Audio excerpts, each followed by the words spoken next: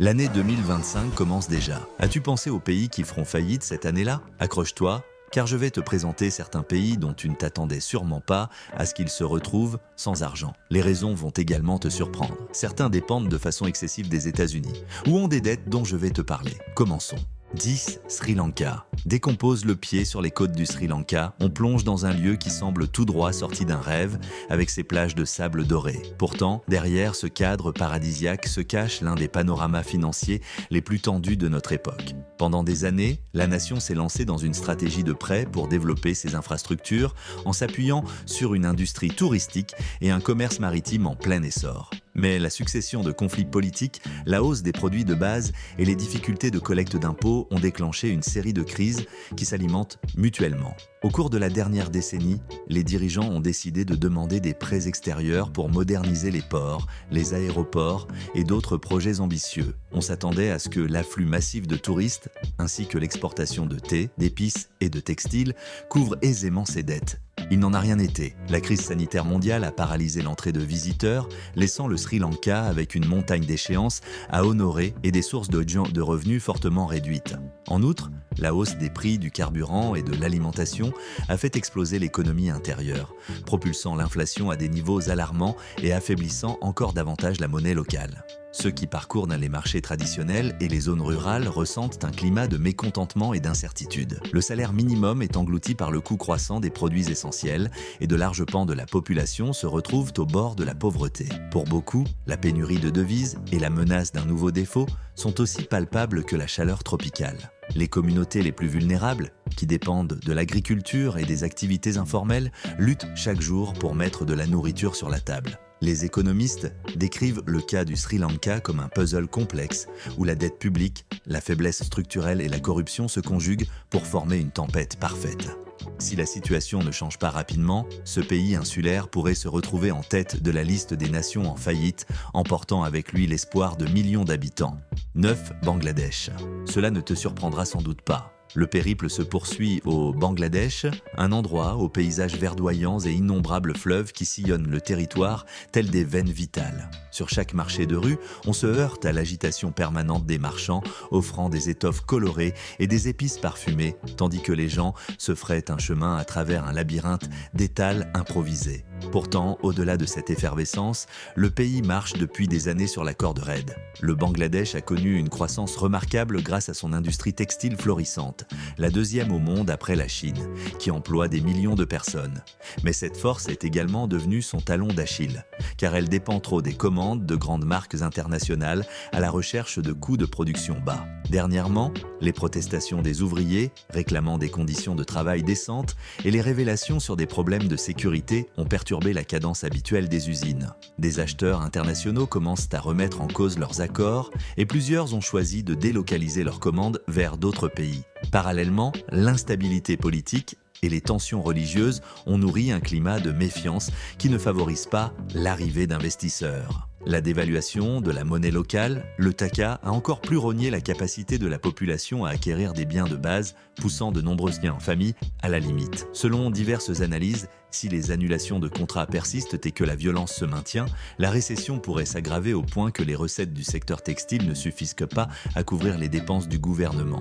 Avec une dette en constante augmentation et un tissu social menacé, la faillite se profile comme un risque tangible. La situation est si délicate que tout changement sur le marché international peut déstabiliser complètement l'équilibre économique déjà fragile. Ceux qui arpentent les rues constatent le contraste entre une industrie capable de générer des fortunes et les quartiers défavorisés qui s'étendent à un rythme effréné. Le Bangladesh se trouve face à la question de savoir s'il pourra diversifier son économie et assurer la paix intérieure avant que les créanciers ne frappent à la porte et que le désespoir ne gagne la population.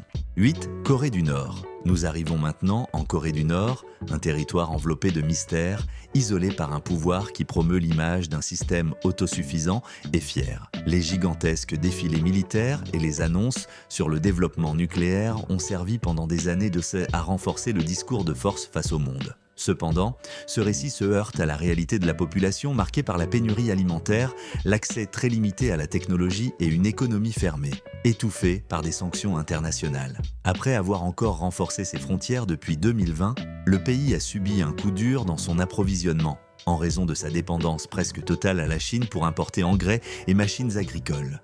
Les autorités ont cherché à projeter une image de prospérité en organisant des foires industrielles et en exposant des aménagements urbains dans la capitale. Pourtant, la malnutrition dans les zones rurales s'est envolée et la mauvaise gestion des cultures a ravagé les récoltes dans un contexte climatique de plus en plus imprévisible. Les données précises sont rares car le gouvernement monopolise l'information et restreint au maximum tout accès indépendant. Malgré cela, les indicateurs accessibles montrent un PIB par habitant très bas et des niveaux d'endettement que la nation aura du mal à rembourser si les sanctions persistent. Les experts craignent que, dans l'ombre, l'endettement auprès d'entités clandestines ou le détournement de fonds publics ne détériore la situation jusqu'au bord de la faillite. Si la diplomatie internationale ne parvient pas à desserrer les tensions, la population pourrait se retrouver dans des conditions encore plus critiques. Entre-temps, l'élite au pouvoir semble déterminée à maintenir l'illusion de grandeur, quitte à pousser les citoyens ordinaires à bout. C'est le paradoxe de la Corée du Nord, un pays qui oscille entre la propagande et la plus terrible misère, avec un destin de plus en plus incertain. 7. Venezuela. Le point suivant de la liste se situe en Amérique du Sud, où le Venezuela était autrefois synonyme de prospérité grâce à ses immenses richesses pétrolières. Pendant des années, la nation a reçu des devises en abondance grâce à la vente de pétrole et cette manne aurait pu se traduire par une diversification économique. Mais le cours de l'histoire a pris une toute autre direction. La corruption généralisée, le manque d'entretien des infrastructures pétrolières et la gestion désastreuse des revenus ont fini par faire dérailler le train de l'abondance. La chute des prix du pétrole au milieu de la décennie passée n'a été que l'étincelle qui a déclenché un gigantesque incendie. D'après de nombreux rapports, l'hyperinflation vénézuélienne a atteint des niveaux si absurdes que la population a commencé à peser des liasses de billets au lieu de les compter. Nourriture et médicaments se sont faits de plus en plus rares et l'exode massif des citoyens est devenu l'une des plus grandes crises migratoires de la région. Même avec la récente remontée des prix du pétrole, la production nationale reste faible par manque d'investissement et à cause de la fuite des spécialistes de l'industrie. Un salaire minimum qui ne peut même pas couvrir un panier de produits AB de base, la dépendance vis-à-vis des importations et la rareté de dollars en espèces laissent peu de solutions au gouvernement. La dette extérieure, accumulée après des années de prêts sans investissement productif, menace d'anéantir toute tentative de redressement. Le gouvernement a cherché à imprimer plus de monnaie, ce qui n'a fait qu'aggraver la spirale inflationniste. Pendant ce temps, le secteur privé s'est amoindri et l'économie informelle tente péniblement de combler les brèches. La perspective de la faillite se dessine comme un scénario de plus en plus plausible et le sort de millions de Vénézuéliens ne tient qu'à un fil. Cette histoire illustre parfaitement comment la mauvaise gestion des ressources peut renverser totalement la stabilité d'une nation qui brillait autrefois de mille feux. 6. Zimbabwe. Nous allons en Afrique, précisément au Zimbabwe, une terre de paysages grandioses et de la force légendaire du fleuve Zambèze. Ce pays, autrefois considéré comme le grenier de la région, est tombé dans une crise majeure à partir du début du XXIe siècle, lorsque la réforme agraire a entraîné l'effondrement de la production agricole. Le gouvernement entendait injecter de l'argent dans l'économie pour atténuer la crise, mais a fini par provoquer l'hyperinflation. Le billet de dollar zimbabwéen est devenu le symbole de cette débâcle, avec des coupures astronomiques qui ne permettaient même pas d'acheter une poignée de légumes. L'héritage de ces années gazeuses est toujours vivant. La confiance dans la monnaie locale est presque nulle.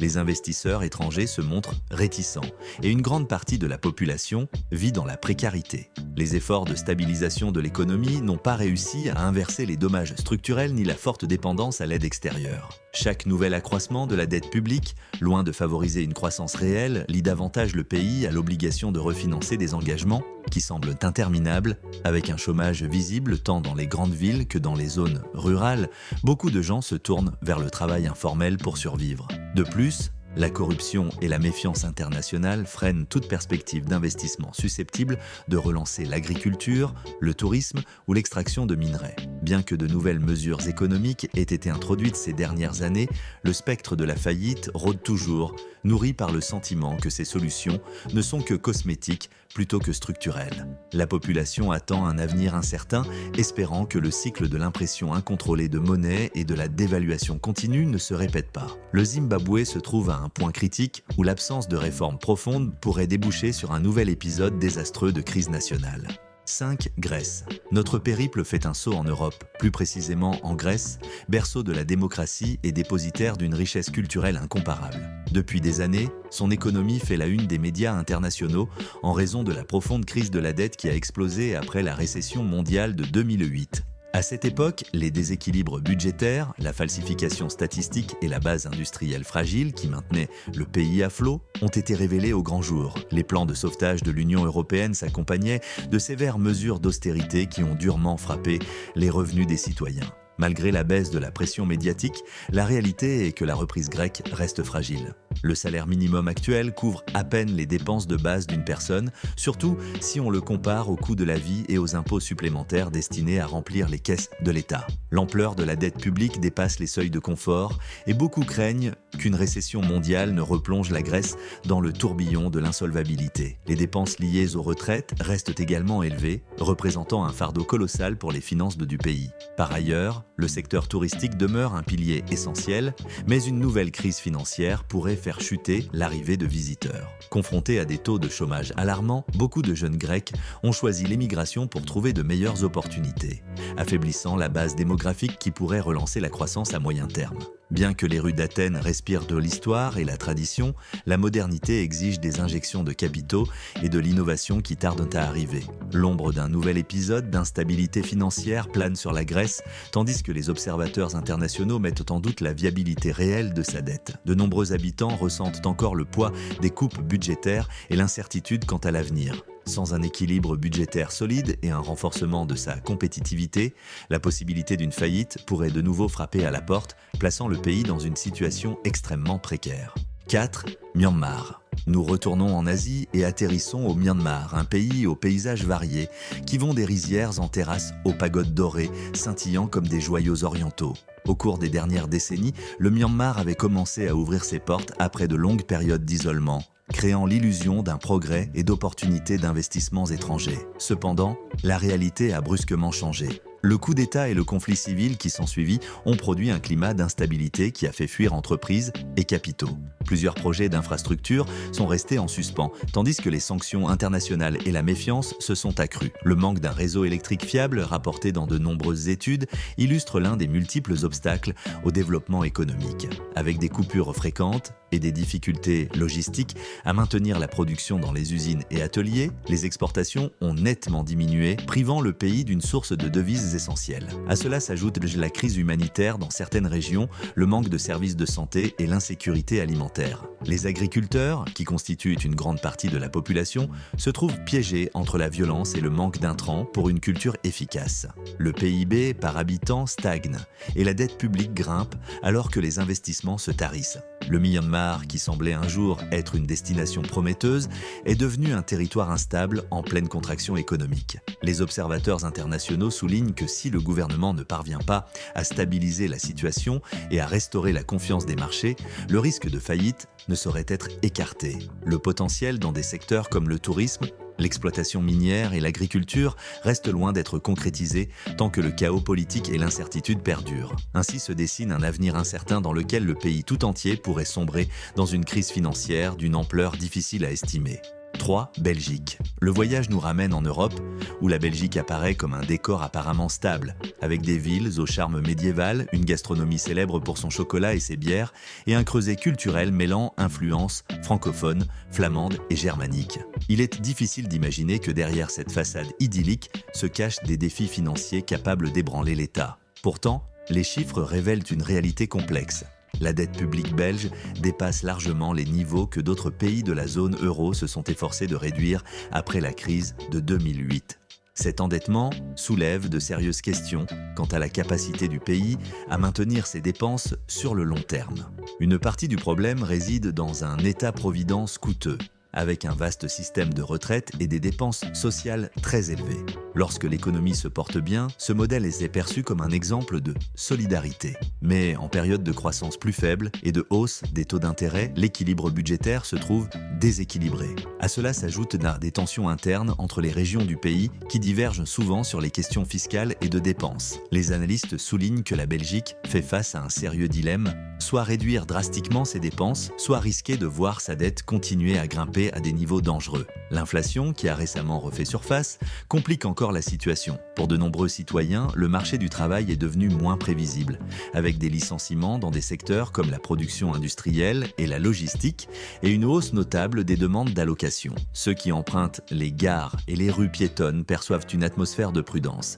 Les gens consomment moins, il y a moins de touristes, et les petits commerces ne sont pas épargnés par les secousses nord de l'incertitude. La Belgique s'accroche à sa réputation de prospérité, mais la réalité budgétaire menace de briser cet équilibre fragile. Sans mesures non correctives, le pays pourrait bien s'approcher dangereusement de la ligne rouge de l'insolvabilité. 2. Argentine. Le périple nous emmène en Amérique du Sud, où l'Argentine se présente comme la terre du tango, de l'asado et de la passion pour le football, un pays de contrastes.